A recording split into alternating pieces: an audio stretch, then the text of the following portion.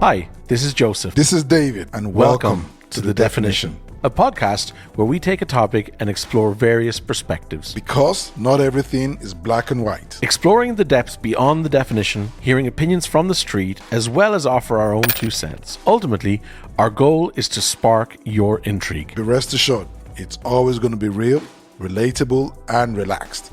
You can also expect us to spice up each episode with a hint of our personal experiences. Let's get started. I'm happy with that.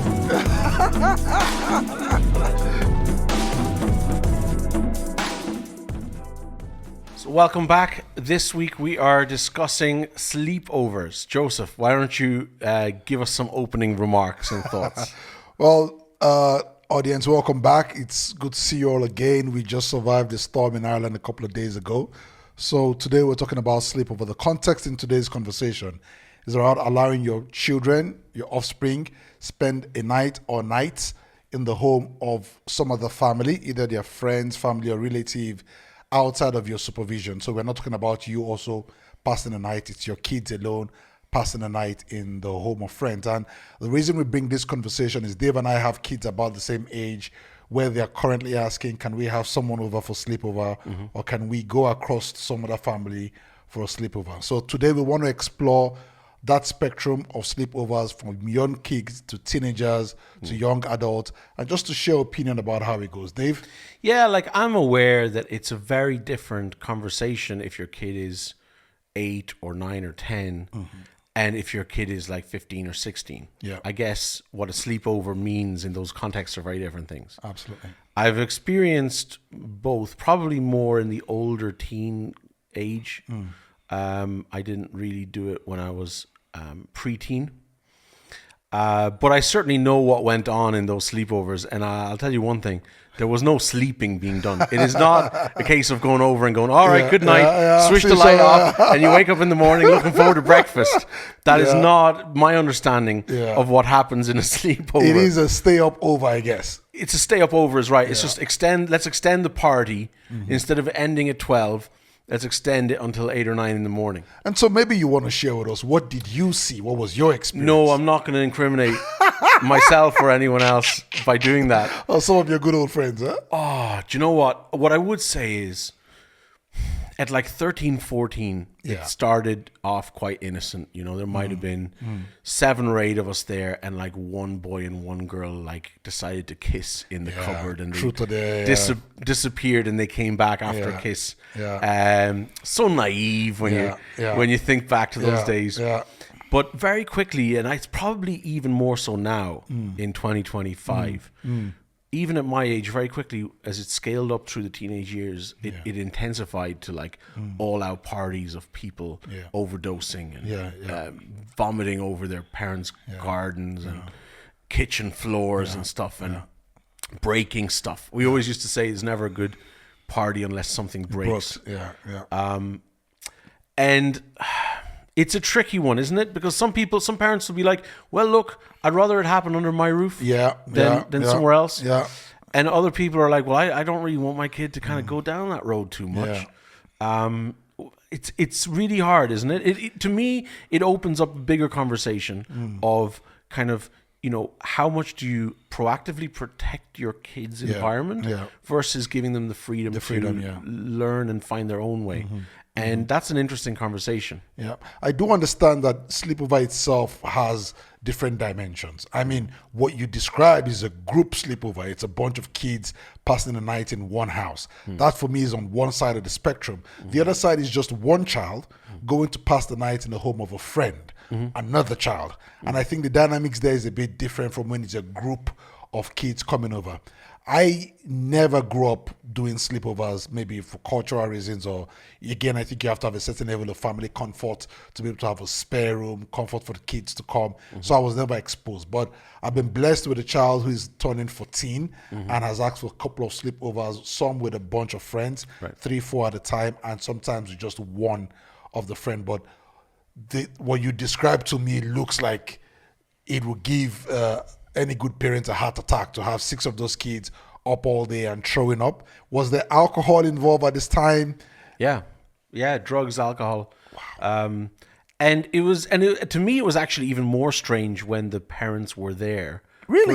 Versus, well, as in, if it was a free house, the parents were away for a business trip, and the house was filled, and there was a party had, then it wasn't consented by the parents. Yes. But when the parents allowed for this to happen, and just sat quietly in the front room and ignored the shenanigans that were going on, because they kind of knew that there was some underage drinking going on, and they kind of let it happen and stuff. To me, that was a very strange concept, because that would not fly in my house. Oh, it wouldn't fly in my house also. But again, I think you make a point that parents say you can't stop the kids from doing what they're going to do. They either do it under your roof or they go do it somewhere else. Under your roof, you might hope you have a bit of a sense of control. It also then comes to the topic as who is invited to such sleepovers. Right. Are these close-knitted friends or cousins, or is it just an open house for anyone? Yeah, that's such a good question, isn't it? Yeah. And how do you know, like, I mean, how do you know what kids are trouble and what kids are not? Yeah. And can you really then say, well, she's allowed to come, but she's not allowed to come. trouble? Yeah. I also understand that sleepovers also have carryover effect from if they are from the same school. It's the day before who is coming, who is not coming, and the day after all the stories that are told, who was captured on camera kissing another boy, all the shenanigans then get spilled out in school the next day. Right. So there always is a fallout effect from just beyond the sleepover itself. Yeah. And I was always one of those kids growing up where I was usually denied access to going certain places. And so I really felt hard done by. And there is, you brought up that point that actually what your kids will do, they'll do anyway. They'll just do it behind your back if you don't allow it. Or, so it's kind of like you're a little bit powerless as a parent. You got to trust your kids at some point. And so I got to trust my kid to behave in a way that's appropriate even when I'm not looking over them. But then I suppose the flip side is, what are we exposing our kids to unnecessarily, and how healthy is that for their development? What's your experience with it in terms of the context of your kids and age groups? I think you made mention of, there's a word that has come out of your words in the last 1 minute, and that word is trust. And it's really about, if you've raised the child in the way and the principles that you have chosen, where is the best place to test that trust? When is the time? If I have taught my kid how to behave and the values he or she should have, shouldn't there be a chance for that kid to display in an environment where I can trust him or her? And hence, it's why I am open to sleepovers, not because it's the best, not because I fully trust it, but it creates an environment where I could put to test the things that I have taught my child throughout their growing years. Because the only way you can test if a bulletproof really works is to get shot at. Well, when I'm having a conversation with your kids next, I'm going to make them very aware of the fact that their life is they're under test. They're under test. Don't think that he's just letting you go. No, he's testing you. It is a test. It is a test. And sometimes there's a safe exposure to certain risk that your children should be allowed to have, healthy risk. Right. How do you behave in a home with other teenagers when the sun sets? The friend you know in school, when school closes at 4 p.m., is a different being when the sun sets. And now it's in a comfortable, more relaxed. How do you hold yourself up? Because believe it or not, sleepover is a miniature version of when they're off to college campuses. Look, when they're in college, they're going to live out their own sense of self and morality, and that is not something that anyone can control over an adult. And as many versions of adults, when they're in our care as kids, we can only hope that they will grasp conceptually some of the moral stances that we might have and desire for them. But I think a kid will reach an age where they'll say, well, just because you believe in something doesn't mean I need to. True. Just because that's your set of values, it's not mine. True. And they're right. True. They're right. You True. can't say, no, I intend to impose my value system on you. True. You cannot. So rebellion is inherent in a child. When it manifests, differs. On what topic it manifests, differs. But every child, as part of the growing up process, will rebel. Can I flip it around and move from trust and talk about the other end of it from the point of view of, should we, as parents, have the full decision-making power around sleepovers from the point of view of being a protector. You're a dad, I'm a dad. Our job is to determine what is comfortable risk to expose the child to. And should we own that protector responsibility to make the call that my child, Alexia, cannot go for a sleepover in a family that I don't know? Is that fair enough? I guess we're going to have different opinions on that, whoever we ask. Do we want to, preempting answering that or having a chat about it, do we want to hear from some of our listeners as to their opinions? Absolutely. I'm going to jump into a listener of ours who shared his opinion. And just for context, he's talking about his 2 kids who are of different ages. And we will circle back to that again to talk about the differences when it depends on the age of the child. But let's hear this opinion.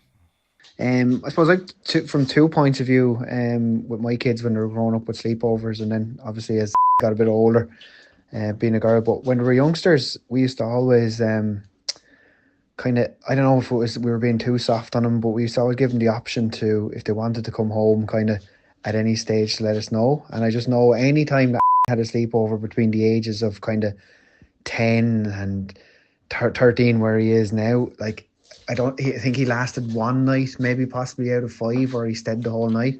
He was a child who was never comfortable being away from his house and being away from his bed. So there was a few nights I had to get up and collect them at like 2 o'clock in the morning and wake up households. But that's just his experience. I suppose he's still young at 13. But and the boyfriend situation, when she was her first boyfriend, I'm guessing she was probably looking for sleepovers. Would have been late 16 at the time, heading for 17, and we would have been okay with it, I guess. I suppose we'd met the chap a few times before, and he did sleep over. His parents were particularly kind of a bit sticky on the sleepover situation, so he wasn't easily able to sleep over either. But there was one night he slept over all right, and she was 16 and he was 17, and they slept up in the same bed all right. But I suppose everything turned 18, her new boyfriend now does sleep over whenever, but when she's 18 now, we can't really make any difference. But as younger parents, I suppose we were always fairly understanding, and as long as we trusted the fella, but very trustworthy as well. So that's my experience. So trusted the fella. As a father, I ain't trusting no fella. I ain't trusting no fella. The guy could say that he is Jesus himself. I'm like, audience, just for context, David has a daughter that's the first child. I have a daughter that's the first child. So completely aligned with you on that. So Dave, let me pick you up on the end of the conversation. Yeah. Your daughter, her boyfriend, yeah, between the 16 and 18, because legal age from 18 you have no control, but 16 and 18, sleep over, same bed, same room. Like, I guess being a man, I know what the temptation in the room is. Yeah. And some people, and my fear is that societally, we're in the stage of kind of just being so liberal and endorsing every life choice as being valid, and without asking the bigger question of what's healthy societally. Yeah. And maybe that's just my kind of pastor streak coming out. Yeah. But I feel like the tendency societally is that everyone sways towards, sure, go on, just let them do whatever. Yeah. I feel like as a father, I would struggle to endorse that. Yeah. I'd for sure, if they're spending time in their room, even during the day, I'd just find excuses to keep popping in. Like, here, I brought you some fruit. have some apples. Are you guys warm in here? Yeah, are you warm enough? It's like, I'm just checking that there's enough heat in the radiator. God. It's like just tricky, just a tricky situation.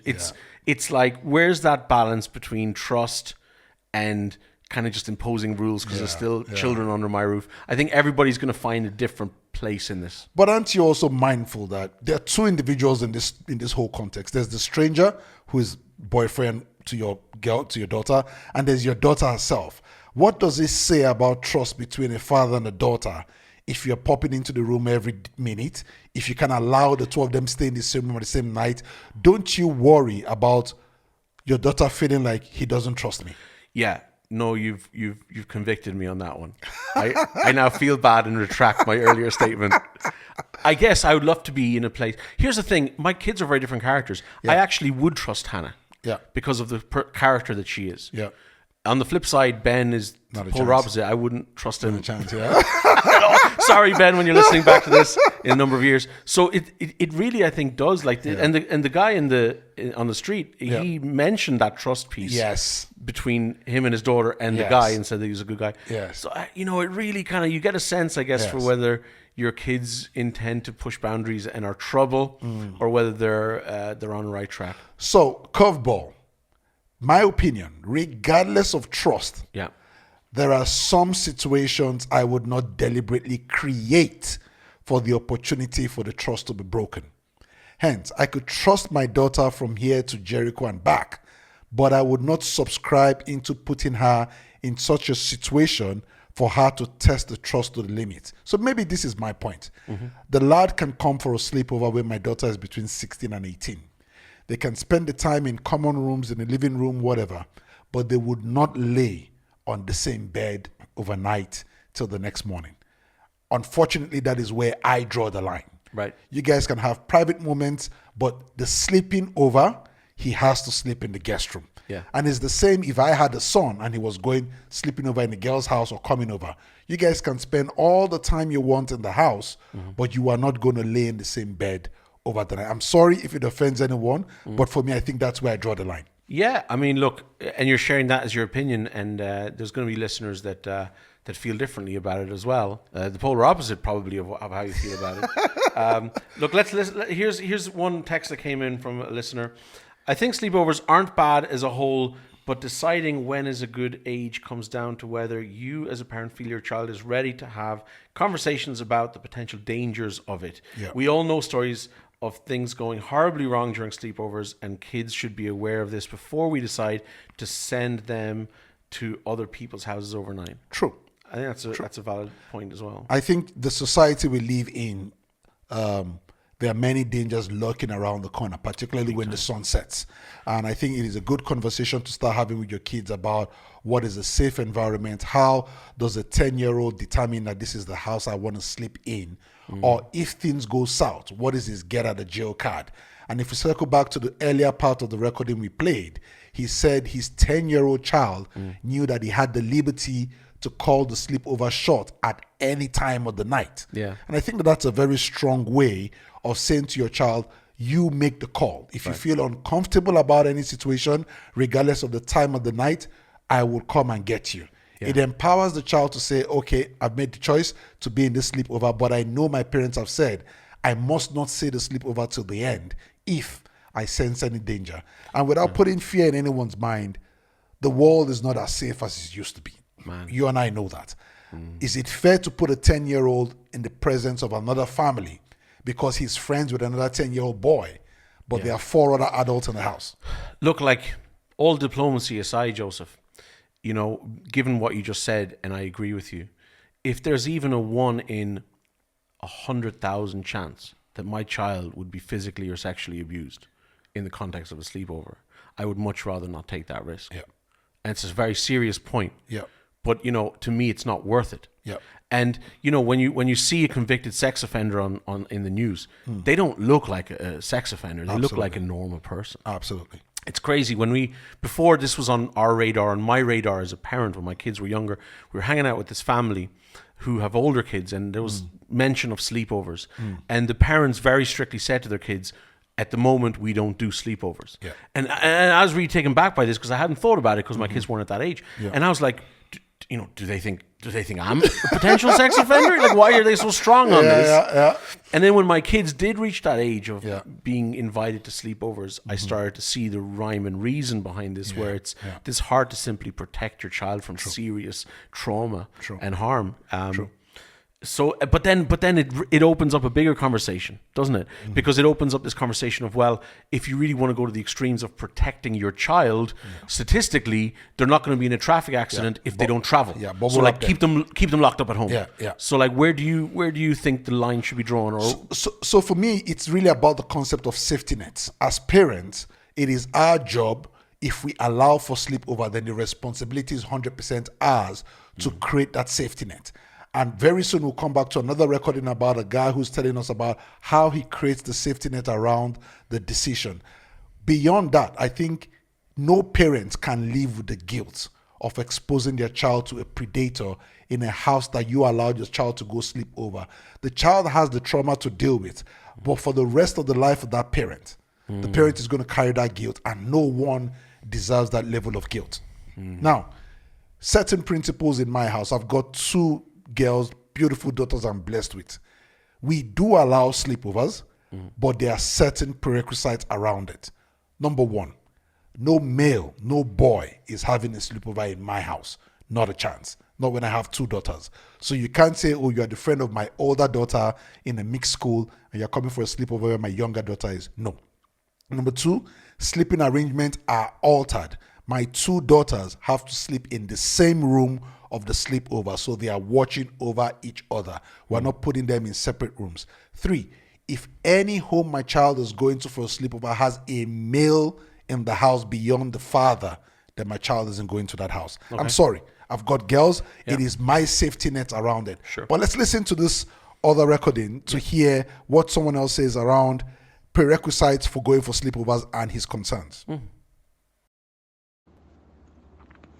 My opinion about kids going for sleepover is, firstly, if I don't know the parents personally, if I don't know their religion and moral inclinations, I won't allow my kids go.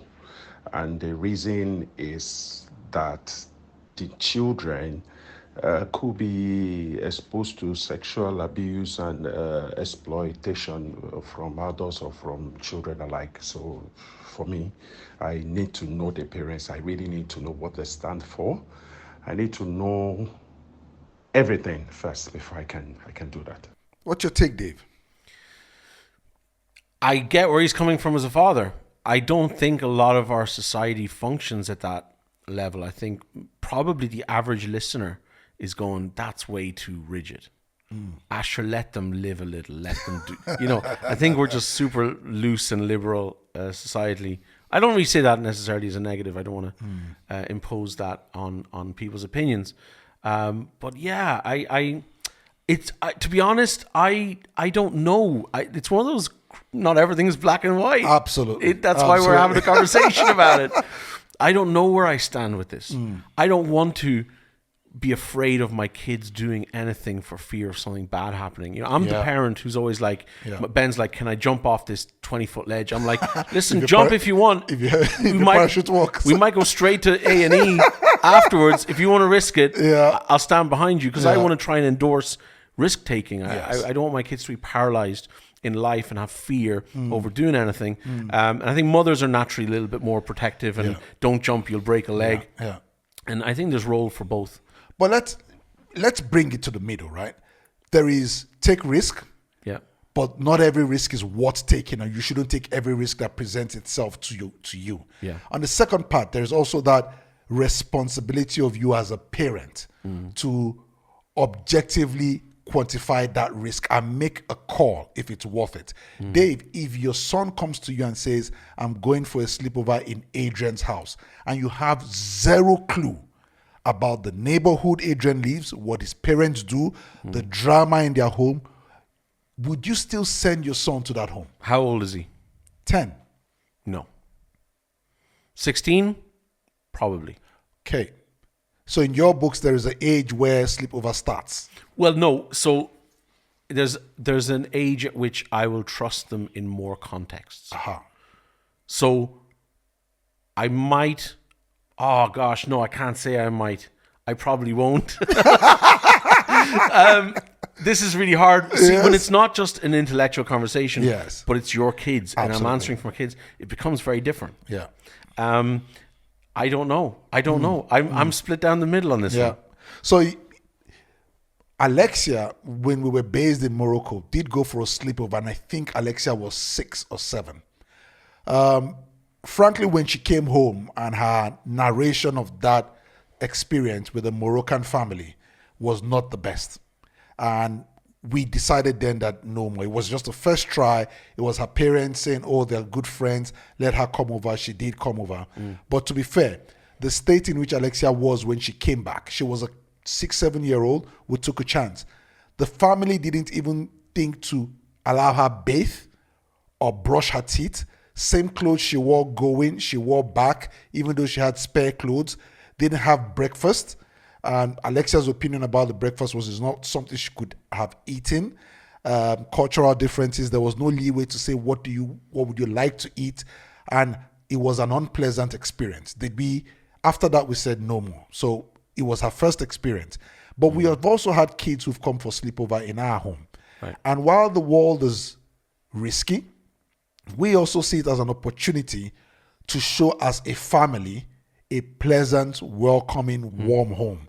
So I understand if a parent is cautious about sending the kids over to us. We count it as a privilege in my family, Helen and I, to host any child to come home to spend the night with our girls. However, we also think we have to vet the child. Right. Not everything is liberty and freedom. We have to ask Alexia or Megan why this child and no other child. And back to what the other caller said, we have to know the parents. We must have spent time with the parents. We must have a certain context understanding what the parents are about, the family dynamics, before we allow a child. My safety net also, if the parent is coming over to my house with the child, it's not drop the child off and go. Right. You have to come into our doors. We have to spend time with you, understand the child also, spend time, because dynamics kind of reveal itself with the child and the parent in the room. You kind of get a sense of if you're going to be comfortable with this child in your house or not. And for me, those are the safety nets that I put in rather than a hard yes or no. Well, Joseph, you mentioned to me once that you, I don't know how often, but you mentioned barbecuing breakfast. So if that's the kind of breakfast you put on, I want to come over for a sleepover. All right? Well, you passed the age limit and you're a man, so... I have a question. I have a follow-up question for you on Yes. that. Is it fair for you to say no to a sleepover in someone else's house, but expect other parents to say yes to the sleepover in your house? I understand the heart from which you came from, but when you phrase it this way, is that, I mean, how do you explain that to a parent? Like, your children can come to me. I'm not letting mine go anywhere near your house. How do you tackle that? I think life is a balance, and I wouldn't call it unfair, but I think it is not rational for it to be a one-way street.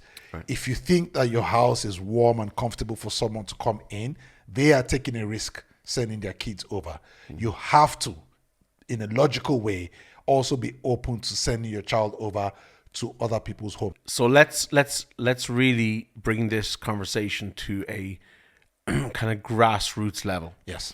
I'm going to give you a tough question. Go for it. So your oldest daughter is what, 14 now? 14, yeah. All right. So let's say in a year, 2, 3 years max, Yes. she has a boyfriend. Don't shoot the guy in your head. I'm quiet. Give him a chance. Give him quiet. a chance. And so they spend time together. Yeah. But his family is totally okay with him sleeping over. And they're going out for a couple of months. They're close. Close enough, and they come to you and say, "Hey, can Padraig?" So I just put a nationality on it. Can Padraig stay over? What do you tell her? Is this the parents asking or my daughter asking? Your daughter, Well, look, with him in the room. They're both in the kitchen. I don't think it's a straight up yes or no. Okay. I think my answer would always be it depends. It depends if I've known Padraig well enough. It depends if I know Padraig's family well enough. And that's why the reason when they are dating, Padraig is not just dating her, Padraig is dating my family. Right. Alexia is not just dating him, Alexia is dating his family. So I expect that there will be solid interactions. Most likely, depending on the outcome of all that, it might be a yes, but with certain rules under my roof. Yeah. You? Alternatively, I'll answer that in a second. Alternatively, you could just send him the link for this podcast. Say, listen to the podcast. Look, you need to. For me, the principal thing is not my child's comfort and love and happiness is key. But from my point of view, the job of a protector supersedes all that. Yeah, I don't. So you asked me the same question. Yeah. I don't know. I don't know where I stand with it. I think it depends. My natural sense very much depends on what I actually think of the guy deep down. Yeah. If I don't like him anyway, and I wish they weren't going out, and I think she could do better, I'm going to be resisting every step of the way as a dad. Yeah. And if I really think that it's they're exemplifying what a healthy relationship is, then, and I like the guy. Somebody's told me recently though, nobody will be good enough for your kids. Yeah. I don't want to fall into that trap. I want to recognize that, look, my kids are going to be a handful for whoever marries them also. So, and look, and there's a lot of really great people out there. You know? So I do think it's always probably better to make the cautious call than the liberal call. Yes. If in doubt, would be my sense on it. It's been a really interesting dialogue, and no doubt our listeners will also have 100 questions and thoughts as a result of it. Absolutely. And if it makes us all think of why we do things the way we do things, I think that's really a worthwhile pursuit. Absolutely. Why don't you hit us, Joseph, with our topic that we'll be exploring next week to get our listeners to message in and to voice record in their opinions on. Fantastic. As you know, our podcast is neither black or white. It's always about the difference, and the difference is a spectrum. And we're all probably gathering around the family table talking about the next holiday we want to go. It's about the right time to start booking those tickets, booking the holiday location. So we will be talking around group holidays. What's your opinion about going on holidays in a group? Is there a financial benefit? Is there always a drama around going on holidays with extended family? About the choices of groups of friends? Do we go high road or low road? So we'd like to hear from you through our socials. Drop us a message, a voice note. What's your notion around group holidays? Have you had previous experience that you want to share with us? Let us know. And Dave and I will be tackling that topic the next time we meet. Hit us also with your horror stories. I think nothing speaks louder than a good horror story. You know, what has gone disastrously wrong when you have done a shared holiday with the neighbors or with a family that you're friendly with? So get those into us. Fantastic. So group holidays is the next. Thank you for joining us. See you around the corner. He's David. And this is Joseph. Have a great day, guys. See you next time.